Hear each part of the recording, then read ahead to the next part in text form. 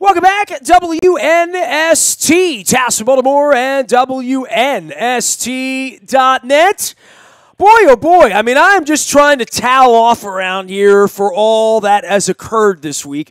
Clearly, if you're watching on our Facebook Live or our YouTube WNSTV channel, you see I am wearing my Stanley Cup gear. This is the first day. I bought the hat. I bought the shirt at the parade, so I'm wearing it. I'm not going to wear it every day and be that guy, but I am going to wear it for a little while.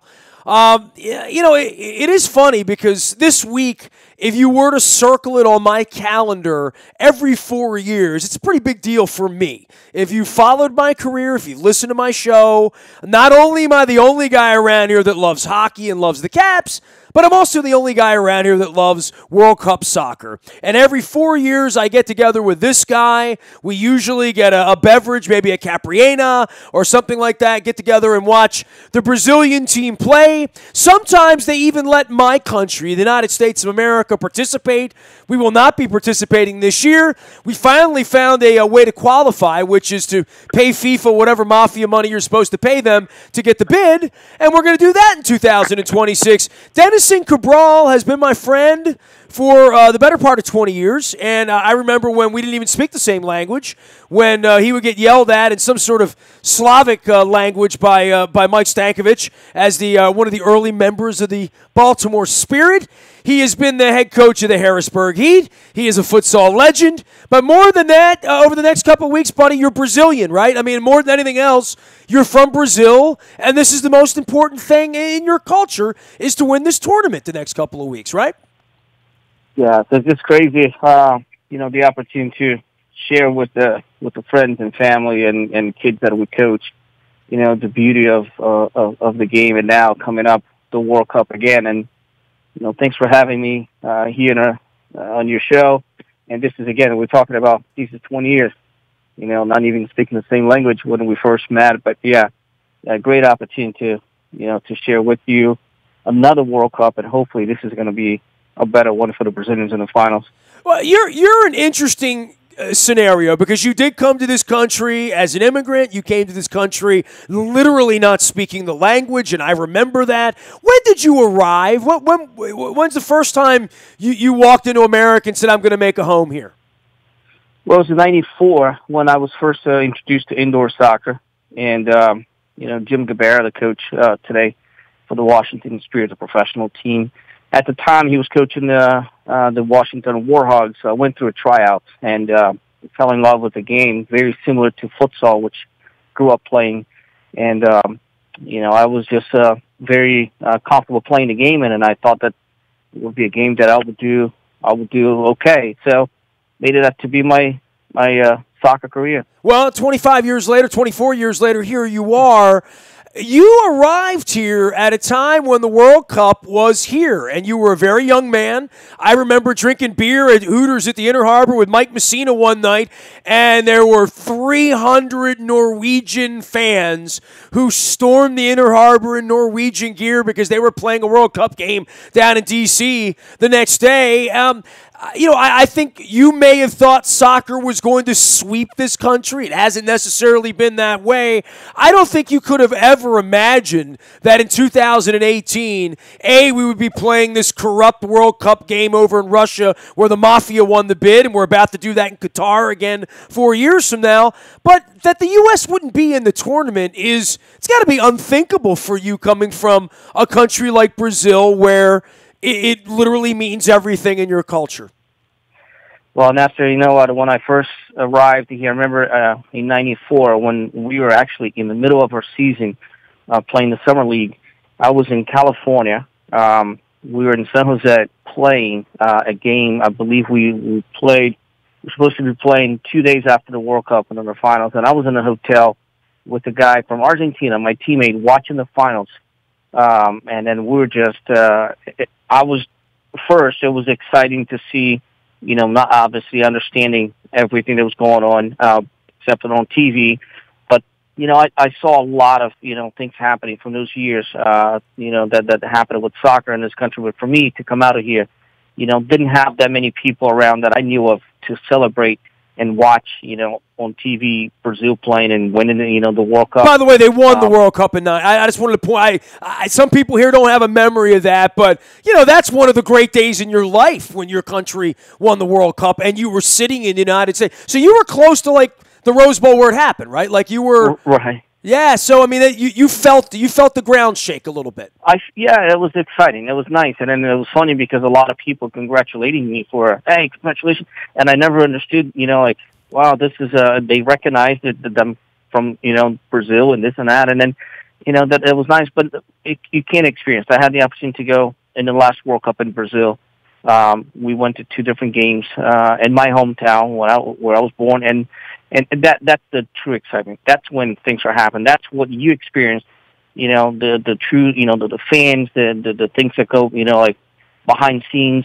Just like you did a couple of days ago. I saw the excitement about the Caps. To me, that's how we feel back home about the World Cup, and that's the excitement. Is every game. We breathe this stuff. This is like it's changing people's working schedule. School, vacations, there's no weddings, there's things changing in our it is a religious lockdown, especially the first 2 weeks beginning on Friday. I mean, we'll get through the Thursday game and whatnot. I definitely want to get your thoughts on your team and on Argentina and the darlings of Iceland and all these. Denison Cabral has been my friend and local futsal legend and the coach of the Harrisburg Heat and a Baltimore Blast player for many, many years. But most importantly, over the next couple of weeks, he'll be the guy in the little yellow shirt there rooting for Brazil. For draws and stuff, I don't know that it matters where Brazil draws, but certainly the Swiss, not an easy game to draw in. Also, the Ticos next Friday, who gave the U.S. more than they could handle on certain nights last summer as well. So not an easy bracket, but Brazil always a favorite to win the tournament, if not the favorite to win the tournament. Yeah, there's always a pressure, and honestly, if you look at it, the top teams in the world, Argentina, with the whole history, it's just tough for them having the best player in the world and not doing well as, so far, not doing well as a national team, making so many drama to qualify to this World Cup and all of that. By the way, 4-1 to win. They are the favorite. I just looked it up. Germany's 5, Spain is 6, France is 6.5, Argentina 9, and then it goes Belgium, England, Portugal, Uruguay. But to give you, perspective, Brazil is the favorite in the Kentucky Derby here, kind of, sort of. Yeah, and then and honestly, it's just if you think about it over the years, winning so many times, at least being in the finals, and it's expected. But going to a tournament like this, you're going to see Costa Rica going out there and then and playing every game like the last game of their life. So you're going to see teams like with a lot of a history struggling in a couple of games.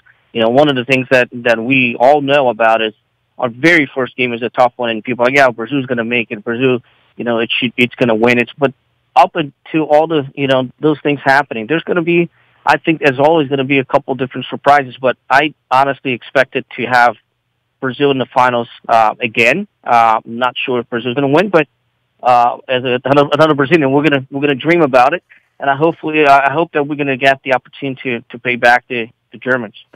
Thoughts about the United States not being involved? I guess that should be the big story here, and it's not a news story. I mean, it was a news story in the middle of football season, and no one seemed to know or care or mind. It kind of came and went like for 48 hours, and then it went away. We went back to watching whatever it is that we're watching, whether it's the Capitals or whatever, but this is going to be a splash of cold water, Den, when we get through, Friday, Saturday, Sunday, Monday, and oh, right, the U.S. isn't. We don't get our 3 Bloody Mary mornings and fun and lose to Nigeria or whatever it's going to be. But,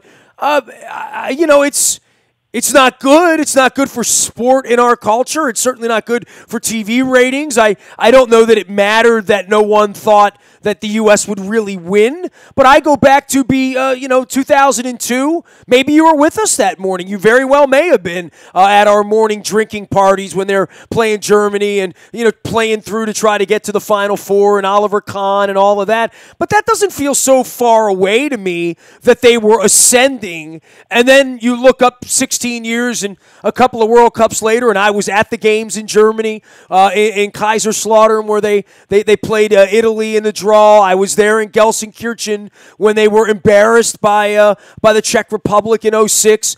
And it's not really gotten better through a series of coaches and bringing Bruce Arena back and all of the drama that surrounded, coaches and their children and the politics of U.S. soccer. It hasn't. It's been about as effed up as our political system here, and this is coming from a Venezuelan to a Brazilian, right?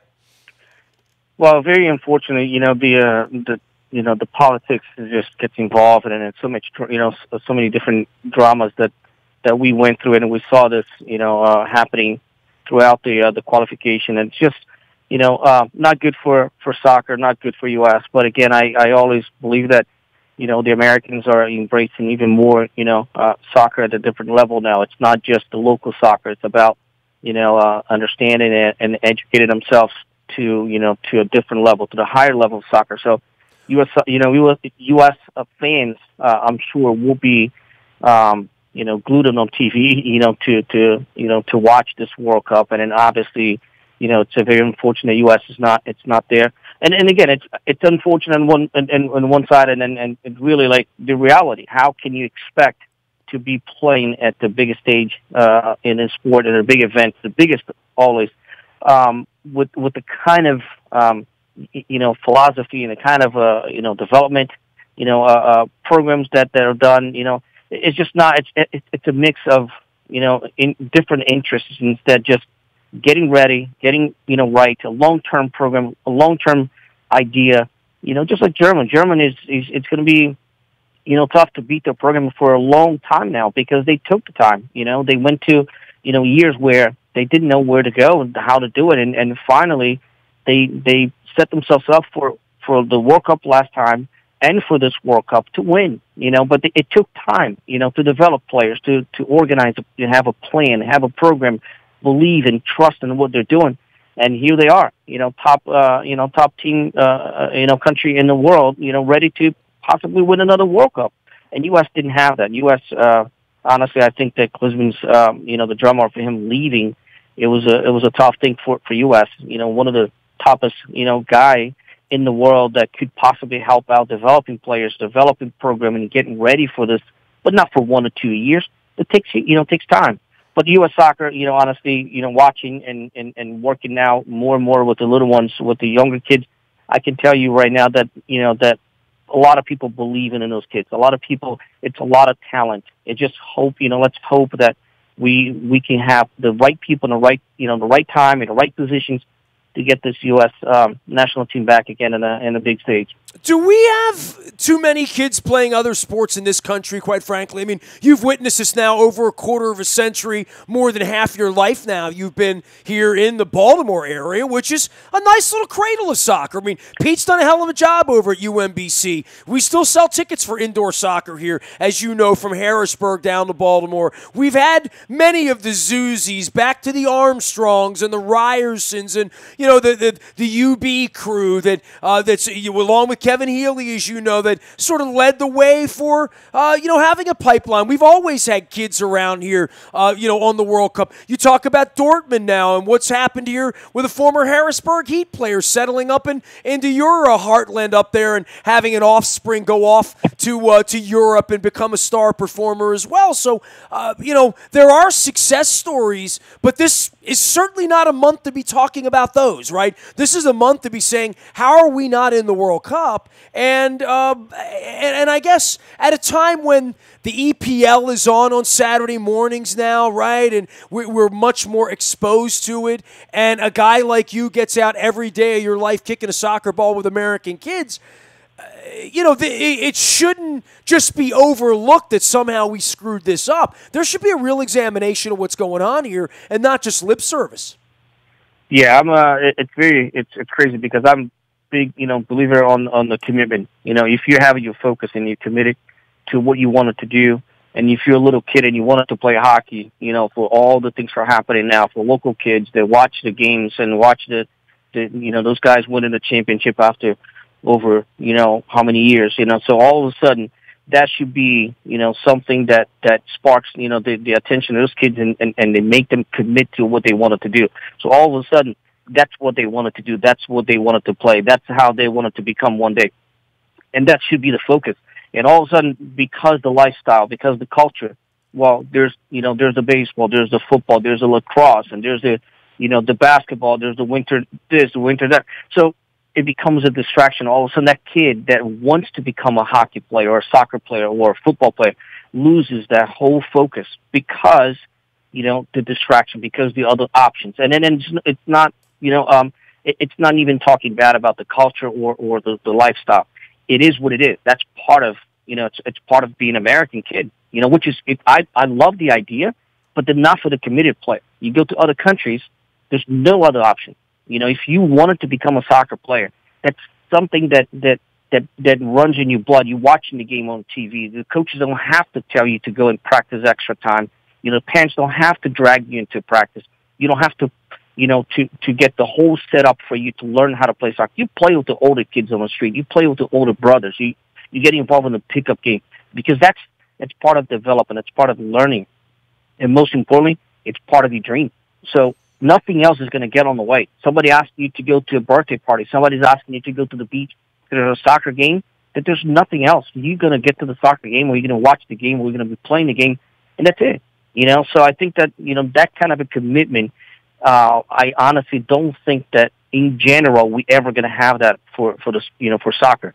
But it's getting better. We're getting, better programs, stronger programs in this country.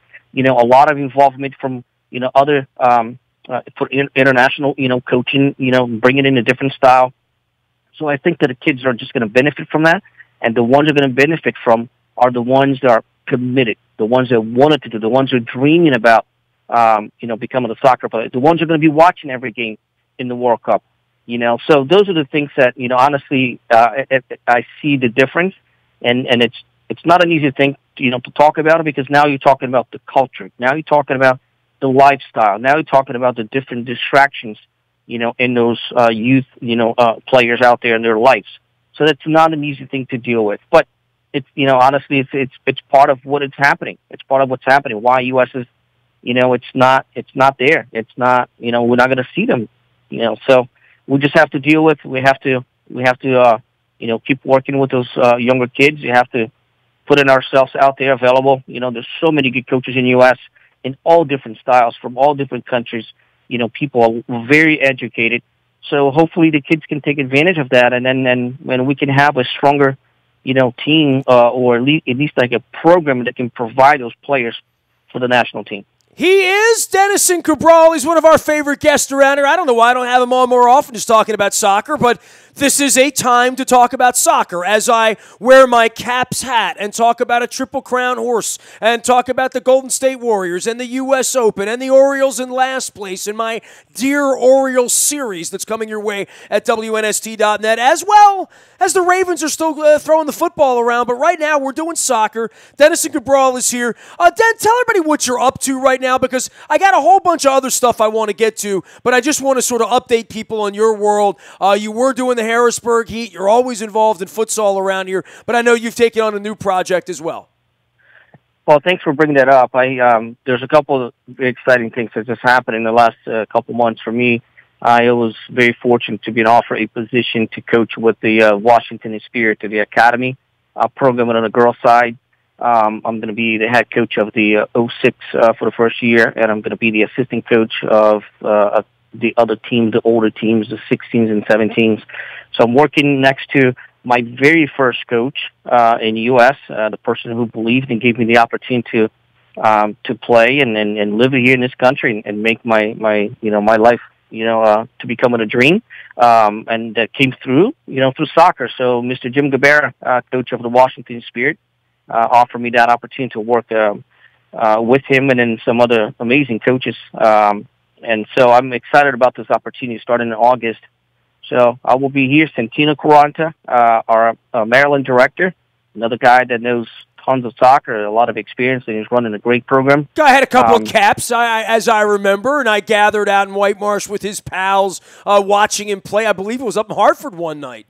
Yeah, he's, it's amazing. And now getting to know him, a lot more now, working directly with him. And then, it's just, it's nice to see somebody who went through this whole system, an American system, and then made it through the national team, went to the World Cup, qualified in, and such an amazing coach, and now sharing with the kids, his experience and passion for the game. So I'm part of that staff. And then, the other thing is I just opened up my own soccer club, a small club, to develop players and have fun. I'm going around with different clubs, coaching and directing, but, a lot of different things that I'm not comfortable with, knowing that that business, it's been, been out there. I just, opening up my own club.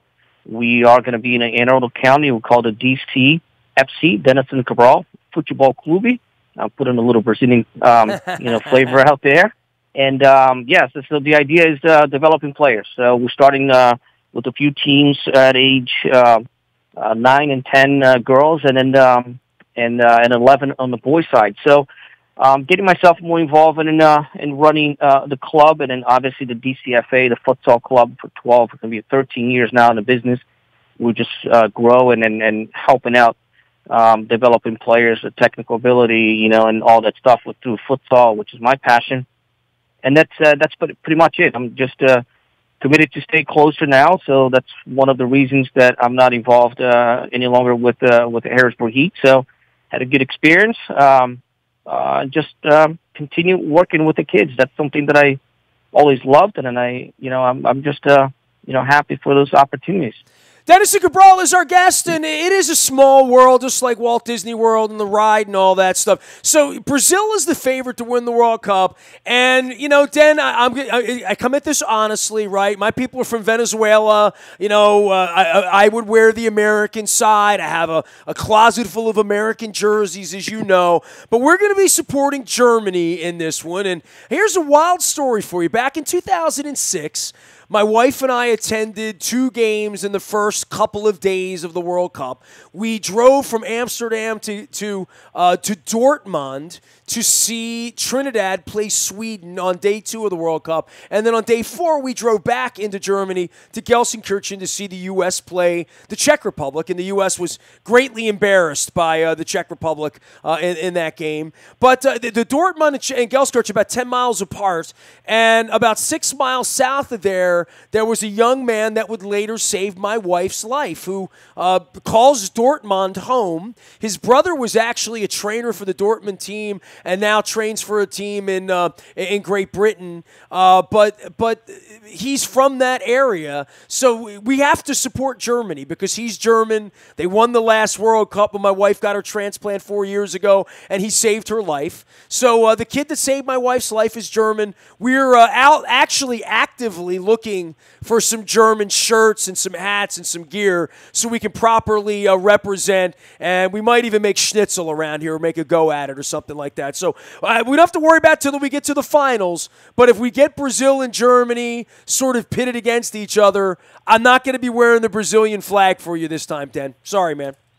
Well, it's all due respect, and it's all fun, and I'm very passionate about it. Very passionate about Brazil and very passionate about the soccer and everything about the culture. But when it comes down to to those reasons, I'll give you a break on that. But no, I'm just kidding, man. I know your story. We got to root for somebody. You have to. Yeah, and you wouldn't want me rooting for Argentina, although I do have an Argentinian now shirt. We'll have a problem. Now we'll have a problem. There will no breaks on that for you. Sorry. Yeah, hey. No, but I'm a big fan of the game. So any game out there that's a good game. I'm always always recording, always watching, always talking about, always obviously you want Brazil to win. Obviously you're going to be cheering for your own country, but there's some big games out there that I'm looking forward to, some big matches, Germany and Mexico. I can, wait to watch the game, so there's a lot of good ones, but at the end of the day, I think that the big dogs are, it's going to be some big surprises, but honestly, nothing towards the finals and the semifinals. I think teams are going to play well. There's the countries out there that are going to surprise people, showing the level that they're playing right now. But when it comes down to the last, the four national teams are going to be there. I think that it's not going to be any major surprises. I just need Iceland to play well. That's all I'm rooting for. Denison Cabral is our friend. You can find him out on Twitter, Facebook, anywhere that futsal and soccer and kids are playing soccer. You can usually find Denison. Even though he's 44, he's still a big kid, right? Thank you. Like we mentioned the ages now. I don't. Jesus, 44, unbelievable. 19 when I came out of here. I turned 20 years old. 50, man. I turned 50 in October. It's crazy. Den, take care of yourself, man. Have a good World Cup, but not too good a World Cup. Thank you, man. I appreciate it. We'll keep in touch, and then I'm happy for you, for your wife, for all the experience you guys had with the Caps. I thought you were going to be jumping in the water yesterday. No. I'm waiting for Trotz to bring the trophy up here, and then we're gonna go fountain jumping. You being a coach now and like a grown up and all that stuff. It was funny. I was with Coach Trotz during the parade, and there we are under the Washington Monument in the Capitol, and he was telling me the story about. He said he was inside the building down in Georgetown when the guys were like drinking and they said we're going to go jump in the fountain with the fans outside. And he said, I was with them beer for beer right on up till the keg stand started. He said, once they started doing the keg stands, that's when I said, boys, I'm out. Well, yeah, it's certain things you just have to let the players do it. And, you used to do that, but not anymore. So, yeah, I'm sure that he embraced I still think of you as 19, fun, Denison. I still do. It's honestly. Hey, man, good luck to Brazil. We'll be watching all week long. And happy World Cup to you. And, hey, we get the World Cup here in 2026. Maybe you and I can go to a Brazil game, all right? Oh, man, we're going to go. We're going to go. But thank you so much for having me. I appreciate that. Good luck on your World Cup. Again, for you, the same. Not too much luck out there. And let's have some fun, right? Let's have some fun and watch some soccer and get up early in the morning and do that over eggs and bacon. That is at least my plan. Royal Farms going to provide a lot of morning coffee to a lot of World Cup fans. The Kona blend is out there for you. Make sure you're using the app when you're pumping your gas. You get your points.